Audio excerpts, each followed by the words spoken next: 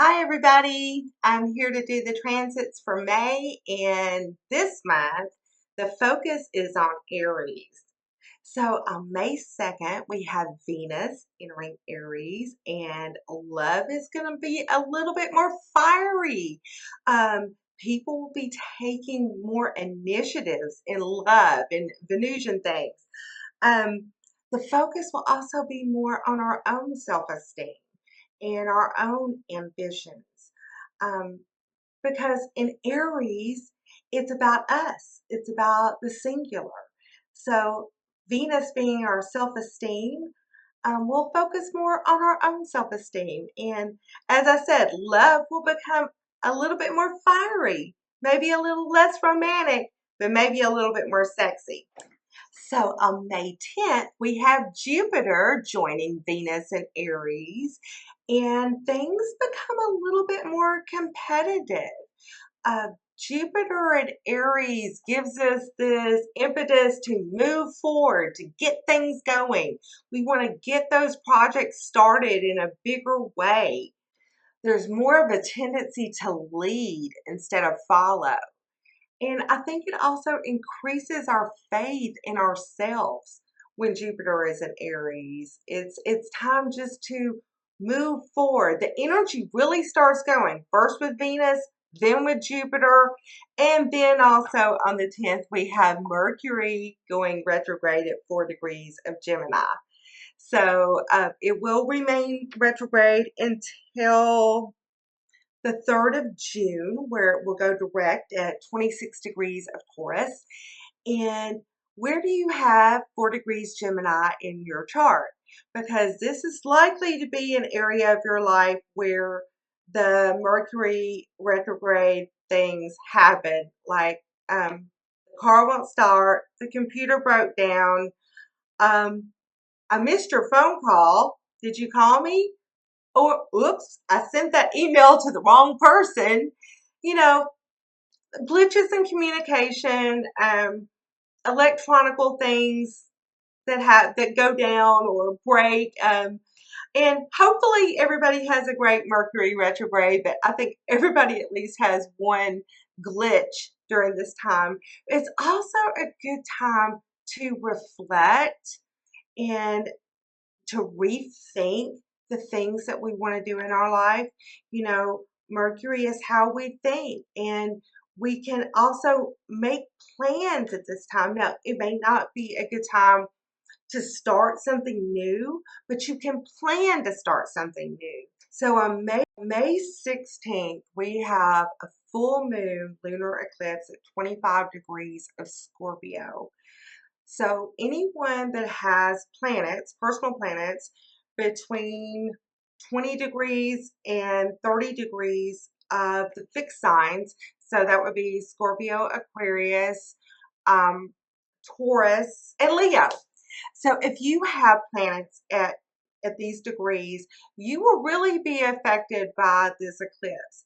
Now, it conjuncts the North Node, which tends to make the energy a little easier, but it also squares Saturn and Sagittarius, which is going to make it a little more restrictive. Um, Also, the full moon is about releasing things. In Scorpio, what do you need to release? What kind of energy do you need to change? Scorpio is about transformation. Where do you have Scorpio and Taurus in your chart? Because this is where a transformation can take place. And the effects of the eclipse, they can last up to 6 months.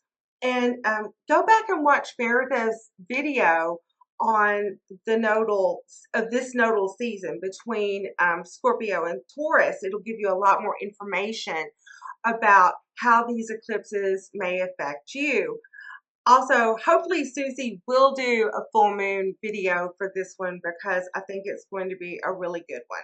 This eclipse also really focuses on what's mine and what's yours, because Taurus, or the second house, um, it's about our possessions, our talents, our self-esteem, what belongs to us.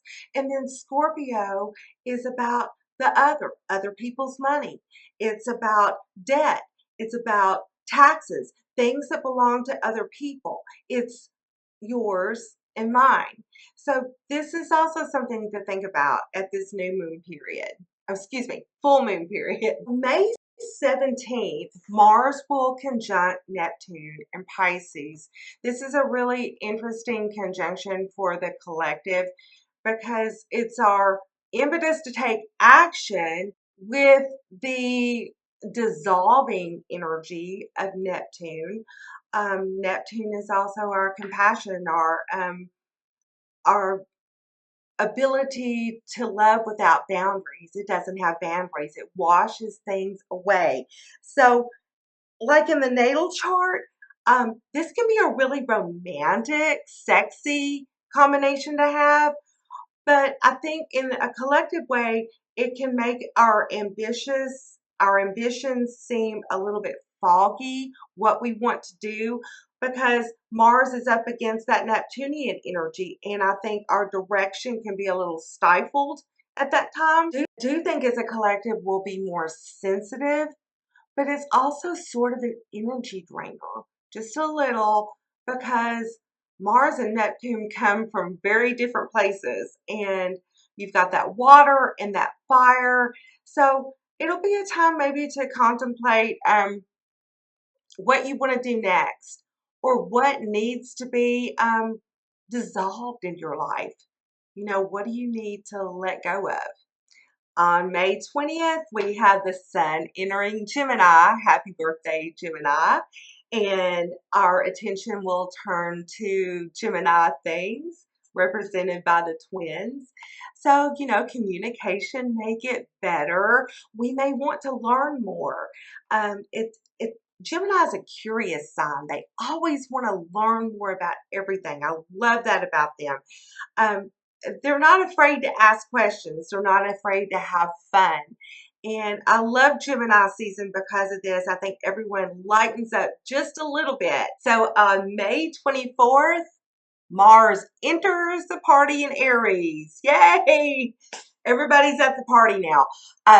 Mars loves Aries. That is its home sign and is very at home there. It's at home with being in charge and leadership. And I think at this point, all of us, we all have this impetus and spirit to go forward in the month of May because of all of these planets in Aries. Aries is the first sign of the zodiac. It's how we get started, how we start things. And Mars loves the energy there. So it'll be easier for us to take actions and put our plans into action at this time. Now, I know Mercury retrograde is going to kind of throw a cog in the middle of that a little bit, but still all of this Aryan energy is great for moving forward. So on the 28th of May, Venus enters Taurus. So she's out of that fiery energy of Aries and she enters her home sign of Taurus. And everything's more sensual. Everything is more beautiful, more relaxed. You know, it's more romantic, more loving. Yeah. Maybe not as fiery and sexual as the Aries part, but loving. And Venus and Taurus loves nice things and good food and, you know, a good foot massage. So enjoy this time when Venus is in Taurus. It won't be there that long. Okay, so on the 29th, Jupiter and Mars are conjunct in Aries. You know, this to me is a very militant or military aspect. When I see this aspect in someone's natal chart, I always ask them if they're in the military, involved in the military, or are connected to that in some way. When I say militant, I don't mean that in a negative sense at all. I just mean Jupiter is that expansion, our belief system, what we know, what we believe in. And then Mars is our action, our ability to go forward, our fighting ability. And when you put those two together, People are ready to fight for what they believe in. And that's what about this, that's a lot of what this aspect is about. And I think that in the collective, we will see even more of people standing up and fighting for what they believe in. Maybe not in a military sense, but taking up for those around them that they feel need help. It's an aspect where you're willing to stand up for your beliefs and do something about it. Well, lastly, on May 30th, we have a new moon, partial solar eclipse in Gemini at 9 degrees. There's not a lot of aspects to the sun and the moon in this new moon. Although there is a wide sextile to Jupiter and Mars. So this new moon is about improving the Gemini areas of our life, our communication skills, our writing skills, our teaching skills, our learning skills. All of those things can be wrapped up with this new moon. We can have a new start in that area. What do you need to improve that's along those lines of Gemini in your life? This is a perfect time to set those intentions. So, where is Aries in your chart? Um, do you have personal planets there? Is it your ascendant? Wherever Aries is in your chart, let's go with the houses. If it's in the first house, well, this is a time for you to step out and be bold. Use those leadership skills. When you have planets like Venus, Jupiter, and Mars traveling through your sign, this is the time to be bold. It's about you. If you have Aries in the second house, this is a time to get real about your talents and your self-esteem. How do you want to use your talents to move forward in your life? What can you do to help yourself to use your material possessions, to use the skills, those second house skills to move forward and do the things that you want to do in your life? If you have Aries in the third house, this truly is the time to polish up those communication skills, to write those emails, send those texts, get on the internet and get with it. I mean, it's a great time for you to move forward. You've got all of this moving forward energy in that third house, and to use it to communicate or to write or to learn is the best way possible to use that energy. So if Aries is in your fourth house, wow, this may be a great time for a remodeling project. You can see the bigger picture, Jupiter, you've got the action of Mars, and you can see the beauty in it with Venus. Or just cleaning up or organizing your house or wherever you live, whatever property you belong to. It's just a beautiful time to think about doing something new with it because all of the planetary energy is there to move forward with that. If Aries is in your fifth house, well, it's a great time to do things with your children.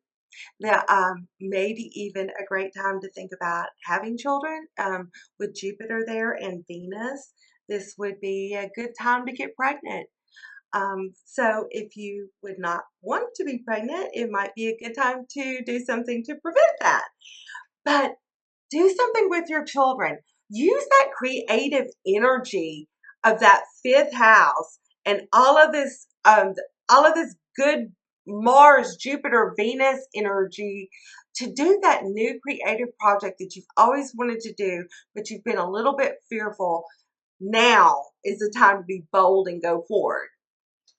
So if you have Aries in your sixth house, wow, this is a time to change it up. Change your routine. Change your health regimen. Take that routine that you might have considered just a little bit boring and change it up. This is the time to do that. You like I said, you can see the bigger picture. What do you really want to be doing all day long? You may want to change your job. You may want to just change what time you go to lunch every day. But make those changes to make yourself happier because the energy is there for that. Okay, if you have Aries in your seventh house, wow. So you have Venus, Mars, and Jupiter all there in your 7th house of committed relationships. Are you ready for a committed relationship? Is this the time to ask someone to make a bigger commitment in their life with you, possibly? Or maybe it's a time to commit to a partnership or a business relationship as well. But the energy's there to move forward in committed relationships if that's what you choose to do, or to get out of a committed relationship if that's what you wish to do. The energy is there for that also. Okay, if you have Aries in the 8th house, this is a transformational period for you. You may come up with new inventive ideas regarding debt or taxes. This is the house of other people's money. I mean, honestly, with Jupiter and Venus both in this house, you could receive an inheritance of some sort. Someone could just give you money. Wouldn't that be great? Forgive your taxes. Not likely, but it could happen. Or just make really transformational changes in your sex life. This is a really sexy period for those that have Aries in the 8th, because that beautiful energy of Mars and Venus there in the house of our deep sexual pleasure. Great time to fool around. Okay, if you have Aries in the 9th house. Now, I know that there is COVID restrictions in a lot of the world, but this would be a great time for travel, learning a new language. If you've always wanted to learn a new language, this would be the time to do it. It really would. If you have always wanted to teach a class or learn astrology, this would be the great time to do that if you have Aries in the 9th. If you have Aries in the 10th, lucky you. You have Venus, Jupiter, and Mars at the top pinnacle of your chart where everybody can see you. It is your time to shine. Truly it is. When Venus is in your 10th house, close to your midheaven, you shine. You literally shine. People can see that glow on you. Ask for the raise. If you want to change your career, this is the time to do it. If you have Aries in the 11th house of friends, wishes, hopes, and dreams, this would be a good time to start a new organization. Also, this would be a really good time if you want to make new friends to take the initiative to start new friendships, or just go out and do things with your friends in this time. It would be a fun time for that. And because it's also in your house of hopes, wishes, and dreams, this might be the time to take everything you've learned from that 10th house and make some of those dreams come true. With that Jupiter energy there, it could very well happen. And last but not least, if you have Aries in the 12th house, this might be a good time to take the initiative to learn new spiritual things. Spend some time in meditation, because I believe things will open up for you at this time. You've got that with Jupiter and Venus there. You've got the capacity to see things in a very beautiful, faithful way. And I believe spiritual things will open up for you some. And then with Mars there, you can take action on that. What do you want to do with that knowledge? What do you want to do with those beautiful new things that you're learning about yourself? This is going to be a good month, everybody. I hope you enjoy it. If you would like to learn more about your personal transits, I would love to do a reading for you. We have beautiful, amazing astrologers on the Soul Navigation team. You can see the notes below. Also, please like and share the video, and comment, tell me what you'd like to see more of. Thank you very much. See you next time.